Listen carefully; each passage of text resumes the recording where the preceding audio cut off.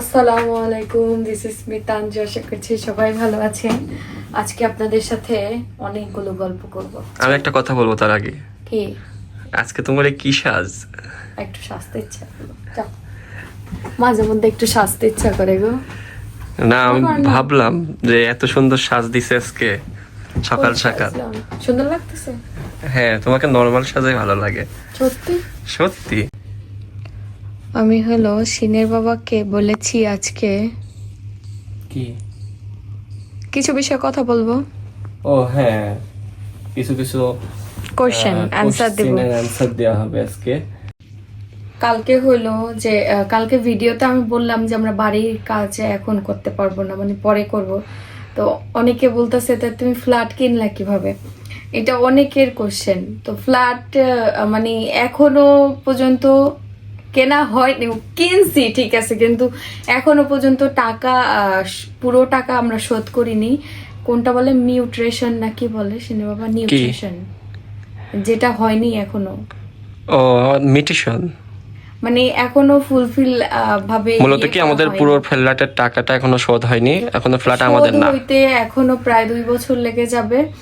কতদিন লাগবে এখনো পুরোপুরি বলতে পারতেছি না। আর আমাদের টাকা দিতেও বেশ সময় লেগে যাবে। আর আমরা ফ্ল্যাটটা যাদের কাছ থেকে নিছি আমাদের পরিচিত, তো এজন্য আমাদের জন্য একটু হলেও স্যাক্রিফাইস করছে। তার মানে এই না যে টাকা দেওয়া লাগবে না, টাকা দিতে এখন আরো 2 বছরের মতো লেগে যাবে। আরো কয়েক লাখ টাকা, মানে প্রায় অনেকগুলো লাখ টাকাই বাকি আছে। সেটা আর না বলি যে কত টাকা বাকি আছে, তো সেটা তো শোধ করতে হবে।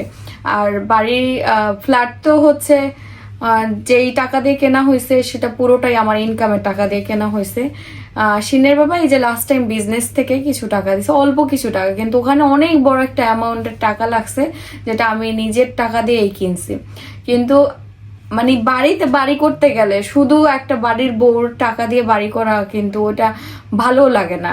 মানে আমি একা কেন বাড়ি করতে যাব?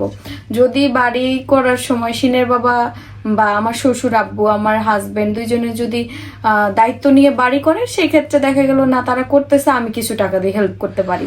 না, এটা কখনোই হয় না। শোনো, তুমি ইনকাম করো বিধায় কি তুমি আমাদের এখানে বাড়ি করবা? এটা যারা বলেন তারা এটা আপনারাই বলেন যে আপনার শ্বশুর বাড়িতে আপনি কত টাকা দিয়েছেন বা আপনি হচ্ছে কত টাকা দিয়ে বাড়ি করছেন। এটা একটা মেয়ের হ্যাঁ, সে ইনকাম করে বলে সে চায়, কিন্তু তার যদি ইনকাম না থাকতো, আপনাদের মতো যে সিঙ্গেল হাউস ওয়াইফ যদি হইতো, সেক্ষেত্রে কিন্তু একটা হাজবেন্ডের উপরে বা একটা মানে তার একটা ডিপেন্ডেন্ট থাকতে হইতো, যে আমার হাজবেন্ডই বাড়ি করবে, আমার হাজবেন্ডের বাবাই বাড়ি করবে। যেমন কি অনেক মেয়েরা কিন্তু এসেই 2 তলা 3 তলা বাড়ি পেয়ে যায়, শ্বশুর বাড়ি, ঠিক আছে, হ্যাঁ, শ্বশুরের বাবা করে রাখে। তারপরে আস্তে আস্তে তাদের ছেলেরা 2 তলাতে 3 তলা 3 তলা 4 তলা বা অন্য জায়গায়ও বাড়ি করতে পারে, এটা আলাদা বিষয়। মানে এসেই না পায়, সেক্ষেত্রে কিন্তু একটা মেয়ের কষ্ট হয় বা আমাদেরও কষ্ট করে করতে হয়। এখন একটা কথা আছে না যে 5টা আঙুল সমান না মানুষের, সেরকম তেমন ধরেন হচ্ছে প্রত্যেকটা ফ্যামিলি বা প্রত্যেকটা মানুষের ভাগ্য কিন্তু এক না। কিন্তু হ্যাঁ, আমি বলতে পারি যে এখন আমাদের যে ফ্যামিলির ক্রাইসিস বা ফ্যামিলির যে আর্থিক অবস্থা, এটা এখন ভালো নেই, কিন্তু ভবিষ্যতে ভালো হতেও পারে। একটা মানুষকে আল্লাহ তাআলা কিন্তু পরিবর্তন করতেই পারে, নিমিষে পরিবর্তন করতে পারে। তো সেই জন্য আমরা দুইজন খুব সুন্দরভাবে ও আসলে বুদ্ধিমান, কারণ কি ও জানে যে না, আল্লাহ তাআলা সবাইকে চেঞ্জ করবে। ও আসার পরে আমাদের পরিস্থিতি কেমন ছিল আর এখন বর্তমান পরিস্থিতি কেমন হয়েছে, এটা ওর মুখেই শোনেন। না, পরিবর্তন হয়েছে, মানে ওরকম পরিবর্তন হয়নি, তবে মানে প্রবলেমগুলো আস্তে আস্তে সলভ হচ্ছে, এটাই হলো বড় কথা। আর কিছু মানুষ সবসময় মানে আমার খোঁজা মেরে কমেন্ট করে। আর বাড়ি আমি আপনারা তো দেখছেন নেই, মানে বিয়ে হয়ে আসছি বাড়িতে যেমন এখনো ঠিক তেমনই, কিন্তু মানে বাড়ি ঘরের অবস্থা তো বাড়ি ঘর এখনো করা, দাদি শাশুড়ি বাইচা আছে। আবার আব্বু মানে বিদেশ থেকে আসছে হইলো যখন মাত্র আমার বিয়ে হয়েছে, ওই বাড়ি তো আব্বু চলে আসলো একবারে। তো মানে সবকিছু করার জন্য একটা সময় লাগে। বাড়িঘর বললেই তো আর হয় না, বললামই তো বাড়িঘর করতে গেলে টাকার প্রয়োজন, অনেক টাকার প্রয়োজন। আর আমার যেহেতু সবাই জানেন যে আমি হইলো যেহেতু সোশ্যাল মিডিয়াতে কাজ করি, সেখান থেকে আমার কিছু আর্নিং হয়, ইউটিউব থেকে ফেসবুক থেকে কিছু আর্নিং হয়, সাথে আমি বিজনেসও করতেছি, বিজনেসেও আর্নিং হয়। বিজনেস কিন্তু সেই শুরু থেকেই আমি কিন্তু আজকে কয় বছর 2 বছরের মতো হয়ে গেছে, বিজনেস থেকেও আমি আর্নিং করি। তো মানে সব মিলে কিন্তু বসে থাকি নাই, কখনোই বসে থাকি নাই। অনেকেই বলেন যে তুমি কি করো, কোনো কাজ করো না, এই করো না, ও করো না। আমি হয়তোবা সংসারের কাজ করি না, কিন্তু চেষ্টা করি ইনকাম করার। ইনকাম করে আমি এখন পারতেছি না, কারণ এখন যেহেতু আমি একটা প্রজেক্ট, একটা কাজ করতেছি, সেই কারণে কিন্তু আমি ফ্যামিলিতে আর্থিকভাবে ওরকম হেল্প করতে পারতেছি না। কিন্তু একটা সময় আমি সবাইকে আর্থিকভাবে হেল্প করছি। আমার হাজবেন্ডকেও আমি বলছি যে এইভাবে এই কাজটা করলে তোমার, আমি সবসময় সিনের বাবাকে চাই যে পজিটিভ এইগুলা দিতে, পজিটিভ দিকগুলা, কোনটা করলে তোমার জীবনে উন্নতি হবে, কোনটা করলে তুমি আগে বাড়তে পারবা। আমি আমার শ্বশুর আব্বুকেও আগে বলতাম যে আব্বু এভাবে করলে আগে বাড়তে পারবেন, এভাবে করলে ভালো হবে, আমরা সামনে আগাতে পারবো। আমি সবার জন্যই করার চেষ্টা করতাম। আম্মুকেও বলতাম এভাবে করেন আম্মু, তাহলে এমনি ভালো হবে। যে আমার মনে হতো যে এখন এই যুগে মানে নারী পুরুষ কোনো ইয়ে নাই, সবাই ইনকাম করে। আর সবাই, একটা মেয়েও দেখি একটা বাড়ি তৈরি করে, একটা ছেলেও বাড়ি তৈরি করে, একটা মেয়েও চাকরি করে, একটা ছেলেও চাকরি করে। এজন্য আমার না কখনো মনে চায় না যে বসে থাকি। ওই ভিডিও করি, ভিডিও করাও কিন্তু একটা কাজ, ভিডিও করতেও কিন্তু অনেক কষ্ট লাগে। যারা বলেন যে সারাদিন তো ভিডিও করে বেড়াও, আর কি করো, ভিডিওটা করে দেখেন, ভিডিও করতেও কিন্তু অনেক কষ্ট হয়, অনেক পরিশ্রম হয়। ভিডিও করতেছি কেন? ভিডিও করতেছি কারণ আমার এখানে কিছু হলেও তো আসবো। আমি মিডিয়াতে কাজ করার একটাই মানে যে আমার বিজনেসের যে প্রোডাক্টগুলা, এগুলো তো মানুষের সামনে যাবে। মানুষ এখন আমার অনেক অনেক হাজার হাজার কাস্টমার হয়ে গেছে, রেগুলার কাস্টমার হয়ে গেছে। এই কাস্টমারগুলো আমি একদিনে ধরিনি, আমি 2টা বছর পরিশ্রম করে আমার বিজনেসের এখানে আজকে এই পর্যায়ে। সব আমার এমনও কমেন্ট আসছে, কালকে কয়েকটা কমেন্ট আসছে, আমি বলে শুধু বিজনেস করি। আমি বললাম যে বিজনেস করি তো কি হয়েছে, আমি বিজনেস করি, আমার বিজনেস ভালো লাগে। আপনি তো এসে আমার সংসার চালায় দিয়ে যান না। আমার নিজের একটা চাহিদা থাকে, আমার নিজের মনে চায় আমি এটা কিনে, আমার একটা ড্রেস কিনতে ইচ্ছা করে, আমার নিজের একটা ব্যাগ কিনতে ইচ্ছা করে, আমার নিজের ইচ্ছে থাকতে পারে না। সব সময় কি হাজবেন্ডের উপর ডিপেন্ডেন্ট থাকতে হবে না। সব মেয়েরাই কি হাজবেন্ডের উপর ডিপেন্ডেন্ট থাকে? আমার বাবা মা দেখেই বিয়ে দিছে যে আমার হাজবেন্ড হলো স্টুডেন্ট, তো আমার হাজবেন্ড স্টুডেন্ট, আমার হাজবেন্ডকে টাইম দিতে হবে। টাইম দিলে ইনশাল্লাহ সেও একসময় ইনকাম করবে, সেও জব করবে। তো আমার হাজবেন্ডের হলো এখন টাইম দেওয়ার সময়।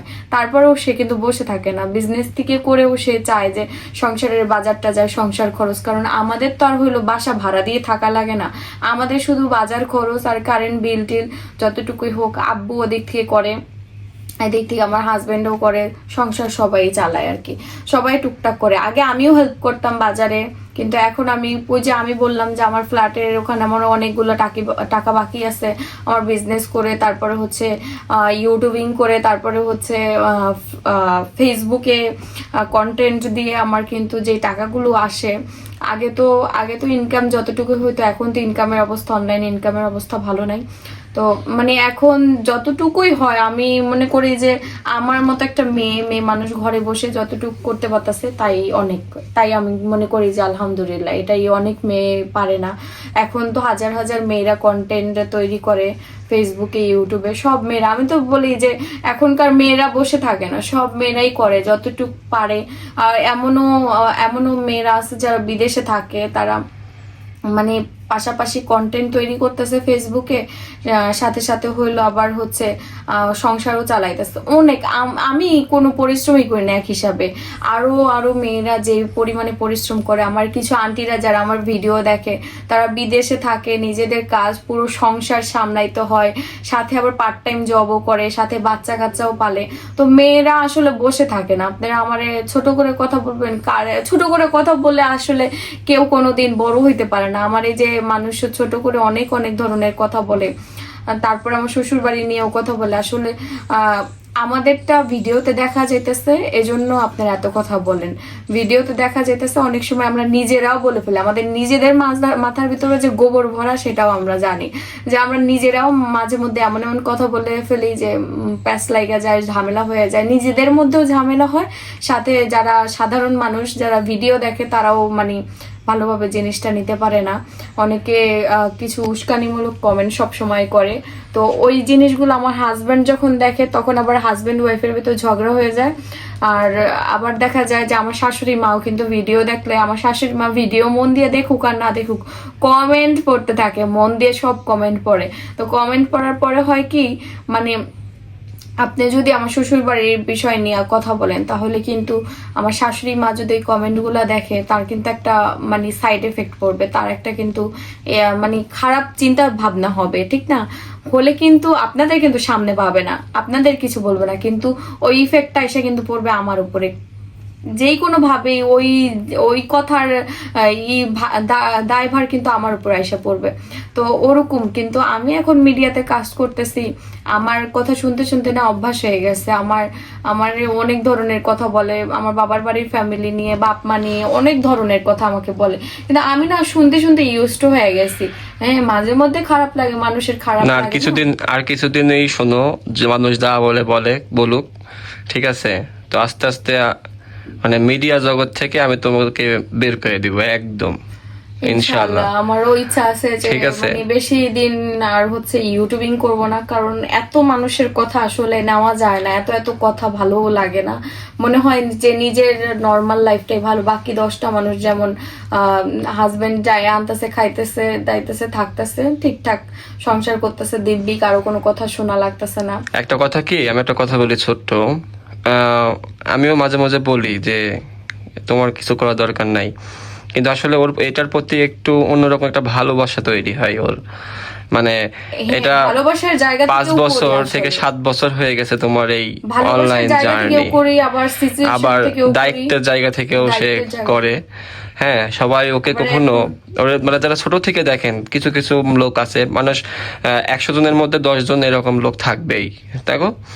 কিন্তু সবাই যারা ও ছোট থেকে ব্লগ দেখেন সবাই জানেন যে ও কেমন পরিশ্রমী, এবং ও কিন্তু সারাক্ষণ ঘুম থেকে উঠে, আর মানে ঘুমানো মানুষ রেস্ট নেয়, কিন্তু ঘুম থেকে ওঠার পরেই পেজে, অনলাইন পেজে যেটা মডারেটর আছে 4 জন, তারপরও আমি অ্যান্সার দিই মাঝে মধ্যে। আমি কিন্তু বসে থাকি না, আমি কোনো সময় হচ্ছে টাইমটা লস করি না। আমার মনে হয় যে আমি যদি 2টা অর্ডার নিতে পারি আমারই তো ভালো, 2টা অর্ডার নিতে পারলে আমার এরকম, আমি কখনোই হচ্ছে বসে থাইকা করি না। আমার হয়তো বা বলতে গেলে এটাও খারাপ দেখা যায় যে অন্যের জিনিসগুলো করে। আমার আশেপাশে এমন অনেক মেয়েরা আছে ঘুরে বেড়ায়, নিজের সংসারটাও ঠিক মতো করে না, ঘুরে বেড়াইতেছে আর দিব্যি জামাই যা নিয়ে আসতেছে তাই খাইতেছে, পড়তেছে, একটু 19-20 হইতেছে, মারামারি ঝরগা লাইয়া যেতেছে, এরকম অনেক মেয়েরা করে।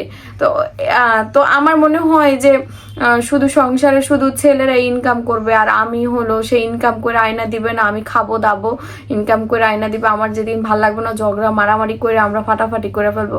আমার এটাও মনে হয় না যে ইনকাম করলে কি হয়েছে, নিজে যদি পারি ঘরে বসে যতটুকু হোক করতে। তো আমার আবার চাকরি করার ইচ্ছা আছে। আমার রেজাল্ট ভালো না, এটা নিয়ে অনেক অনেক কথা বলে, তবে রেজাল্ট ভালো হইলে যে ভালো চাকরি করতে পারবে তা কিন্তু না। মিডিয়াম রেজাল্ট দিয়েও মানুষ চাকরি করে। আমি কোনো বছরে আমার ফেল আসে নাই, আমার যতটুকুই আসছে, আমার মাথার ব্রেন ভালো না। সবার তো সব হয় না, যারা এই যে ব্যাড কমেন্ট গুলো করে বাবা, যারা ব্যাড কমেন্ট গুলো করে তাদের ফ্যামিলিতে সবাই কি A+ পায়? সবাই A+ পায় না। রেজাল্ট যে সবার, আপনার মাথার ব্রেন ভালো এই জন্য আপনার বাচ্চার হবে, আপনার বাচ্চা ভালো রেজাল্ট করতে পারবে তা না, সবার একরকম হয় না। আবার হ্যান্ড রাইটিং এর কারণেও অনেক মার্ক হয়। আমার হ্যান্ড রাইটিংটা একটু মানে অতটাও ভালো না, এই কারণে আর কি। সব মিলে আবার আমি পড়া বেশি মাথায় রাখতে পারি না, মুখস্থ বিদ্যা রাখতে পারি না, মানে অনেক সমস্যাই আসছে আমার ভিতর, বুঝতে পারছেন? এই জন্য আসলে এত সমস্যা, অনেক সমস্যা। আজকে সকালবেলা থেকে মেঘলা মেঘলা ওয়েদার, ছিন আবার সকালবেলা উঠে খাওয়া দাওয়া করে আবার শুইছে। আর এই যে সকাল থেকে বৃষ্টি, এখন দুপুরবেলা দেখেন এখনো হচ্ছে, মনে হয় যে মন মতো বৃষ্টি হয়নি, আরো বৃষ্টি হবে। আজকে আলু আর করলা, উস্তা ছোটগুলো তো উস্তা ভাজি হচ্ছে, আলু না মানে ছোট ছোট করে কাটা, চিকন চিকন করে কাটা থেকে না মোটা মোটা করে কাটলে আর বেশি ভালো লাগে।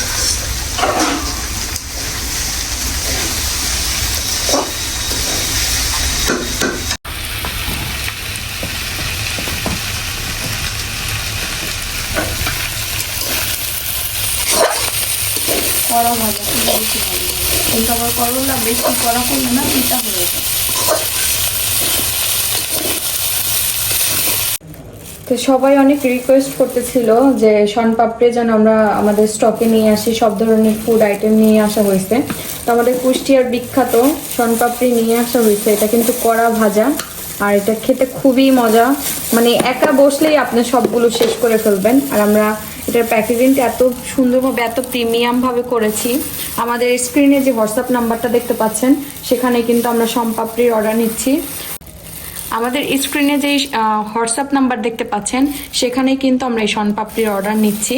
তো আপনারা যারা মানে আমাদের কুষ্টিয়ার বিখ্যাত অথেন্টিক যদি শনপাপড়ি নিতে চান তাহলে আমাদের কাছ থেকে কিন্তু নিতে পারেন। আমাদের প্যাকেজিংটা আমরা সবসময় চাই যে বেস্ট কোয়ালিটির করে রাখতে। তো আমাদের এই যে প্যাকেজিং হয়ে গেছে, এগুলো অলরেডি অর্ডার চলে এসেছে।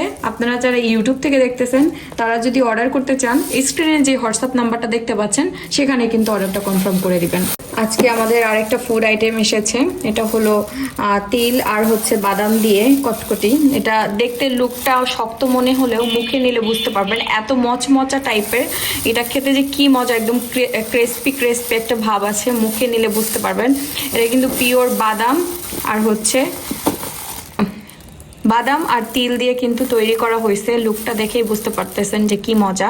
তো আমাদের এই কটকটিটা যে অর্ডার করবেন স্ক্রিনে যে হোয়াটসঅ্যাপ নাম্বারটা দেখতে, তো আমাদের এই প্রিমিয়াম কটকটিটা যদি কেউ অর্ডার করতে চান আমাদের স্ক্রিনে যে হোয়াটসঅ্যাপ নাম্বারটা দেখতে পাচ্ছেন সেখানেই কিন্তু অর্ডারটা কনফার্ম করে ফেলতে হবে। যারা এখনও আমাদের কাছ থেকে ফুড আইটেম নেননি তারা কিন্তু অবশ্যই নেবেন। আর আমাদের কিন্তু সব টাইপের ফুড আইটেম স্টকে আসতেছে। এই যে এগুলো হচ্ছে প্যাকেজিং করা হয়েছে, এগুলো হলো আজকের অর্ডারে চলে যাচ্ছে। এগুলো সবই দেখেন আমাদের এই কাস্টমাররা যে খাবার কি পছন্দ করে। আর এই কটকটিটা তো খুবই মজা, যারা খুব পছন্দ করেন বাদাম তিল তাদের জন্য কিন্তু এটা খুবই মজার একটা খাবার।